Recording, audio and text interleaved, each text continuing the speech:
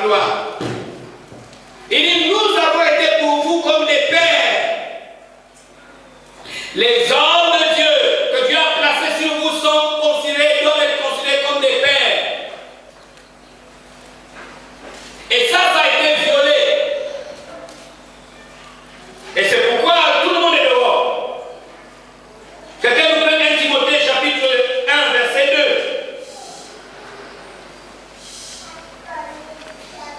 2. Une autre personne, Philémon chapitre 10. Ah oui, verset 10 plutôt, pas chapitre. Philémon 10. Rapidement, 1 Timothée chapitre 1 verset 2. La Bible déclare à Timothée, mon enfant légitime. Écoutez, c'est Paul qui dit à Timothée, mon enfant légitime. Oui. Que la grâce, la miséricorde et la paix te soient données de la part de Dieu, le Père, et de Jésus-Christ, notre Seigneur. Alors, Paul, le Père, il bénit son fils. Mais ce n'est pas ça qui est important pour moi ici. Ce qui est important, c'est que Paul dit Timothée, mon enfant légitime. Alléluia. C'est-à-dire qu'il savait ce qu'il avait fait. Il savait la relation qui l'unissait. Tu appelles pas gré. Tu es même incapable de prier avec lui. Tu es incapable de jeûner avec lui. Tu ne connais pas la couleur de sa chambre, de sa maison. Tu ne connais même pas là où il habite. Tu l'appelles papa. Paul dit Timothée, mon enfant légitime. Même les païens nous ont dénoncés. Timothée, mon enfant légitime. Il dit c'est mon enfant. Non, vous pouvez tout dire, c'est mon enfant. Ce que je suis, c'est ce qu'il est. Ce que je sais qu'il est, c'est ce qu'il est. C'est mon enfant légitime.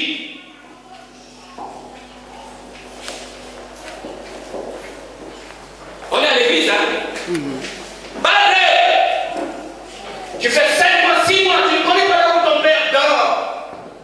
Tu n'appelles même pas pour savoir comment il a dormi. Sa femme est en grossesse, même pas.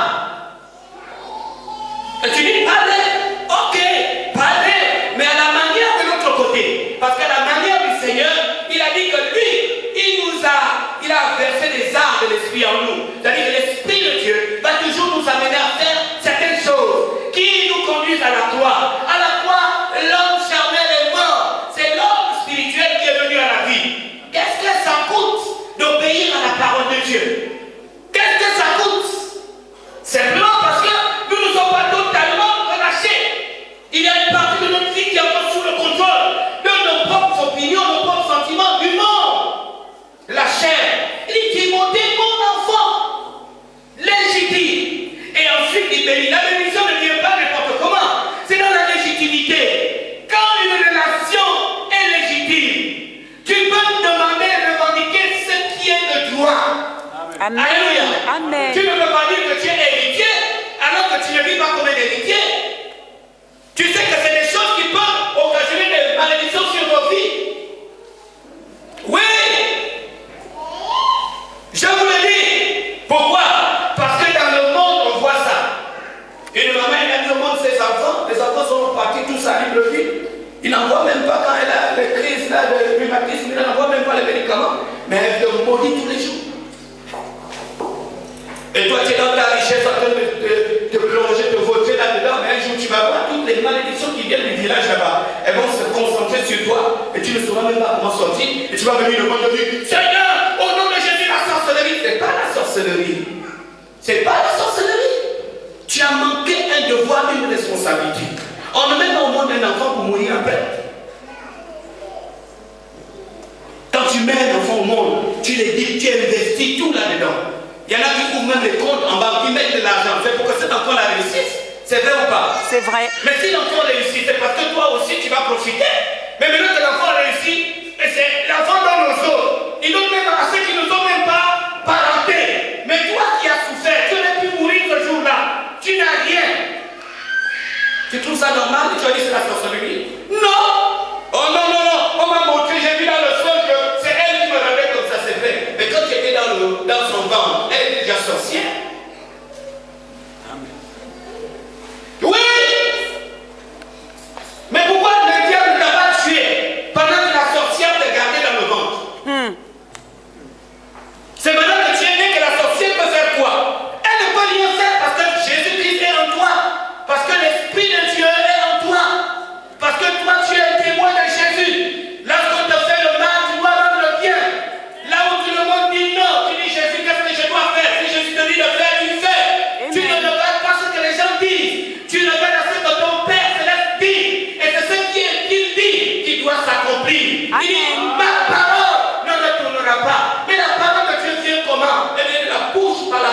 être humain. Amen. Alléluia. Amen. La parole de Dieu vient dans la bouche d'un être humain. Il faut que quelqu'un ouvre la bouche, il te parle. Ainsi parle, Seigneur. Oui, mais tu vois l'homme. Mais la parole vient de Dieu. Il faut obéir. Amen. Bien aimé, il faut obéir. Quelqu'un prenne Philémon chapitre 10. Rapidement. Vous êtes en retard, s'il vous plaît, on a passé du temps. Philémon 10, c'est pas chapitre. Philémon n'a qu'un seul chapitre. Alléluia. La Bible déclare, Oui. je te prie pour mon enfant Ah, c'est pas toujours. Je te prie pour mon enfant. que j'ai engendré étant dans les chaînes. Là, nous sommes sur la terre, nous sommes à l'église. L'apôtre Paul prie Philémon. Alléluia. Pour son enfant. Alléluia.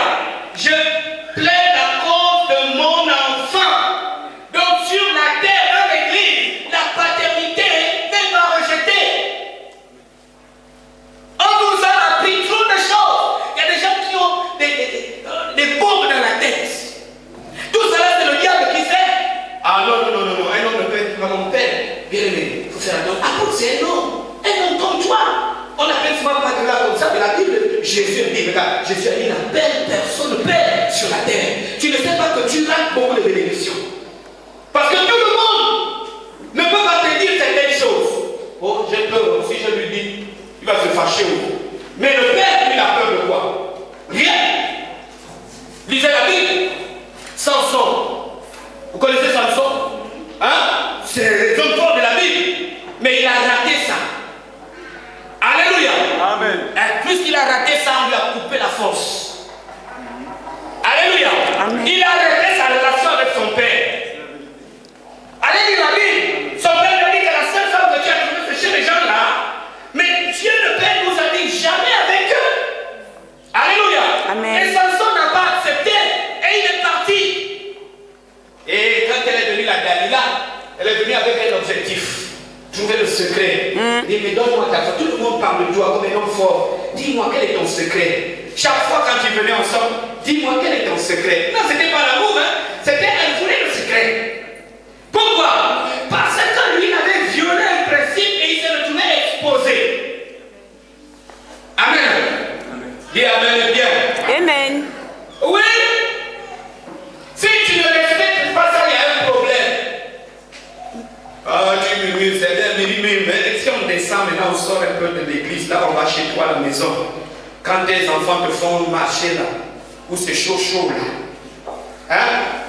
Je crois que c'est là où tu me rattrapes vite, oui, à cause c'est vrai. Parce que quand tu ne sais plus quoi faire, tu as envie de couper les vivres, tu as envie de couper tout, et puis le cœur te parle encore. Mais si tu coupes, il va aller comment à l'école? Elle va faire comment? Tu es baloté. Mais ton autorité est bafouée. Quand tu dis fais, ils ne font pas. Il dit va, ils ne font pas. Tu as dit il faut le contraire. Laver les assiettes, j'arrive et quand les assiettes sont encore là, c'est parce que l'autorité est bafouée. Alléluia. Amen. Et Jésus a dit que l'autorité ne doit pas être bafouée. Pourtant, l'enfant pourrait faire. Mais elle a mis d'abord ses programmes avant, en disant je vais faire après. Alléluia. Mais quand le père, la mère arrive, c'est la colère. Mais non, ce que j'ai dit, je ne fais pas. Même si tu vas faire là, l'autorité est bafouée. Il faut restaurer ça. Il y a des problèmes à cause de ça.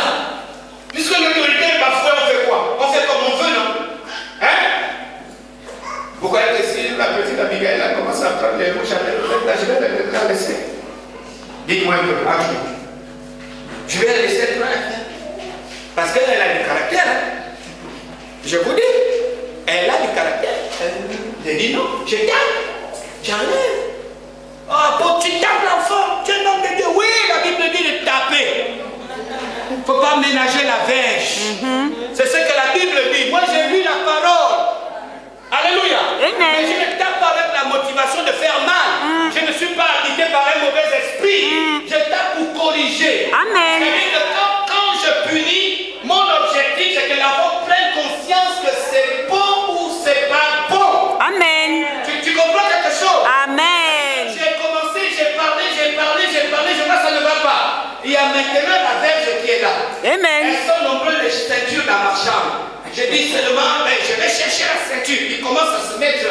Et quand je ne peux pas aller à la ceinture, ma mère là, c'est une ceinture. Oui, ma mère là. Je dis, moi la mère, pas. Ma mère, obligation, il va venir. Avec la mère là, je tape. Et puis, on regresse. Parce que je veux qu'il soit correct. Amen. Maintenant, spirituellement, vous ne voulez pas que je fasse ça à l'église? Ah, toi tu veux qu'on fasse ça à la maison? J'entendais alléluia, amen, amen. Mais maintenant à l'église, on est là, je suis votre padre. Alléluia. Je te dis non. Je te dis ceci. Non. Nous sommes dans la maison, dans la famille. Le père a des droits sur ses enfants. En vérité. Alléluia. En vérité. Si tu fais mal, le père doit te dire que tu fais mal. Si le père aussi fait mal, l'enfant vient vers le père. Au lieu de rester dans ton coin caché, en train de... Non, la Bible dit que nous marchons selon la vérité. Papa, oui, tu ne vas peut-être pas le faire comme papa, parce que tu n'es pas papa, mais tu trouves un coin. Tu appelles papa à côté, papa, tu sais ce que tu as fait là. C'est pas bon. Alléluia. Amen. Et le papa écoute. S'il a une argumentation, il dit. Si c'est bon, parce que c'est pas toujours que le père est sur la voie. Il peut avoir dévié. Il dit, mon enfant, je te dis merci. Puis on avance. Si l'enfant n'a pas compris, le père explique que quand tu as vu, je fais comme ça, c'est comme ça. Si une fois le père insiste, toi tu insistes. Le père insiste, tu insistes. Mais toi tu veux quoi au fond? Hein? Amen. Tu insistes, le père insiste. Une fois. Tu insistes encore, le père insiste encore. C'est déjà un signe pour dire que papa est sur sa position. Donc je vais tempérer. Amen. Alléluia. Amen. Mon enfant légitime, ça veut dire que je lui ai pris. J'ai amené, c'est là où tu le prends dans le monde. Tu l'amènes dans les eaux du baptême. Tu l'amènes là. Tu l'amènes dans le ministère. Tu l'amènes là. Tu l'amènes dans le mariage. C'est rare ce que je vous dis là. Parce que quand on a déjà fait une petite étape, on saute. On change de père. Quand on arrive là, on fait la première, on saute. Parce que là, on n'a pas été content de ce qu'on a dit dans notre traverse. On va chercher. Donc du coup, on se retrouve avec 10 pères. Le père qui m'a fait ceci, le père qui m'a fait cela, le père qui m'a fait cela, le père... Bon, quand le père n'est pas d'accord, on appelle l'autre. Il y a même d'autres pères qui sont venus s'ajouter. Parce qu'il est venu prêcher à l'église un bon message. Bien aimé, il n'était qu'un messager. Je veux que tu comprennes ça. Il n'était qu'un messager. Il n'a jamais été faire toi. Amen. Il est un messager. Amen. Pour qu'il vienne donner un message. Amen. Et quand il finit, il part. Mais la responsabilité de paître les brebis, ça revient à celui que Dieu a placé là. En vérité. Amen. Alléluia. En vérité. Dis amen bien. Amen. Sinon, il y a des fuites. Il y a des fuites spirituelles, des fuites humaines, il y a des fuites financières, des fuites des capitaux. Je vous dis la vérité. L'âme d'aller à l'église, elle est seulement assise. Jamais se confie au pasteur. Parce que c'est que le soir, elle va mettre 5000 des unités.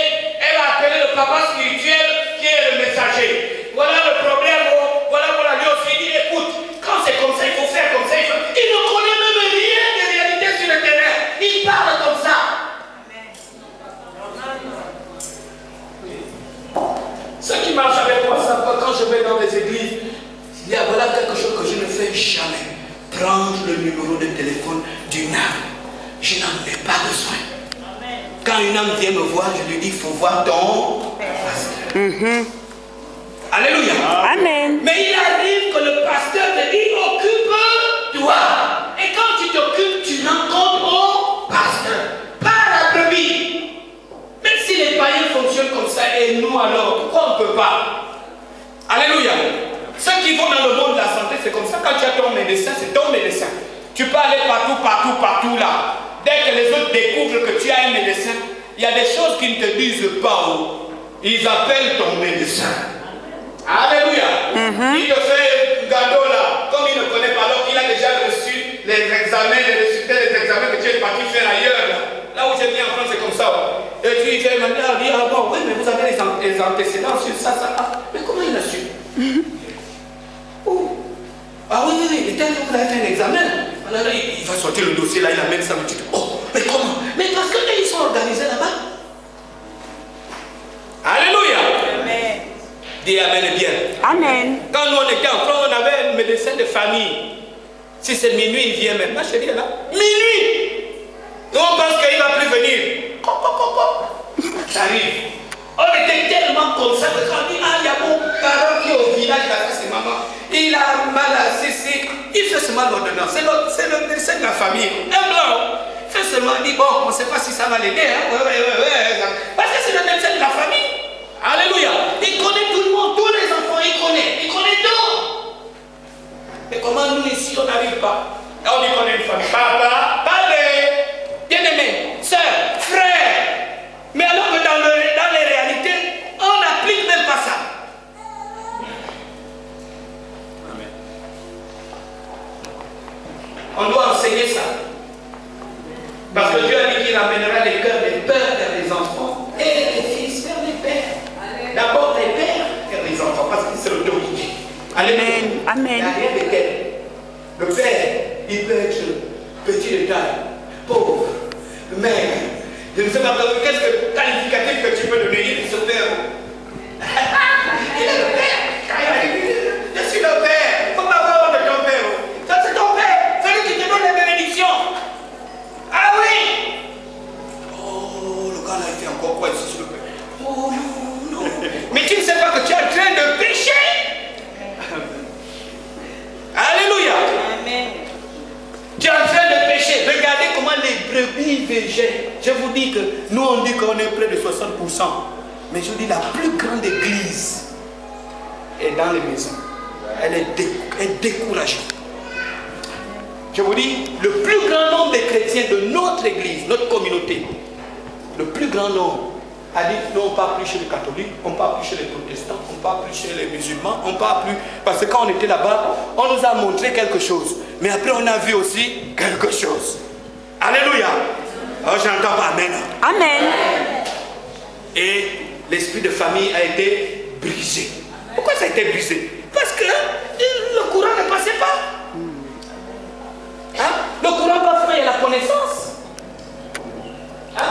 Si celle-là c'est ma fille, c'est pas parce qu'elle va commettre une bêtise que ce n'est plus ma fille. C'est ça. Hein? Elle doit même se reposer sur moi. Que, papa, tout le monde m'a abandonné, mais je sais que toi, tu ne peux pas m'abandonner. Mais comment c'est moi le père qui va la dénigrer? C'est moi le père qui va commencer à dire, oh vous voyez la fille là, elle est comme ça. Parce qu'elle vient m'ouvrir sa vie et moi je prends ça, je travaille ça pour détruire son image. Ça ne marche pas. Ça ne marche pas.